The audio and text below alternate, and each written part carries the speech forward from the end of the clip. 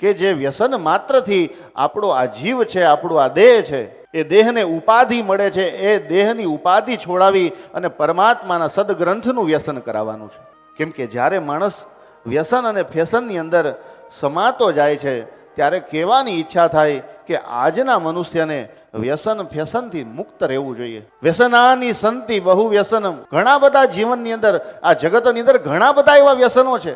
એમાં પણ જો સાચું વ્યસન હોય તો ભગવાનનું નામ સંકીર્તન કરવું. આપણે જે કંઈ કર્મ કરતા હોય, જે પણ ક્રિયા કરતા હોય, એ ક્રિયાના મધ્યની અંદર પરમાત્મા રહેવો જોઈએ. એવું નથી કે સવારના પોરમાં માળા લઈને બેસી જવું, પોતાનું કામ ધંધો ન કરવો. કહેવાનો અર્થ એવો જરા પણ નથી, પરંતુ કહેવાનો અર્થ એ છે કે જ્યારે જ્યારે પણ આપણે કંઈ પણ કર્મ કરતા હોય, જે પણ કર્મ કરતા હોય એમાં પ્રધાન પરમાત્મા રહેવો જોઈએ. પરમાત્મા જો પ્રધાન હશે, પરમાત્મા પ્રધાન રહી અને આપણે એનું કાર્ય કરશું તો આપણો આ મનુષ્ય દેહ છે, એ મનુષ્ય સદેહ આપણે પરમાત્માને સારા લાગીશું. કેમ કે પરમાત્માએ જ્યારે આપણને આ મનુષ્ય યોનિની અંદર આપણને મોકલ્યા છે ત્યારે એ જ મનુષ્ય યોનિની અંદર આપણને ઘણા બધા નિયમો સાથે મોકલેલા છે.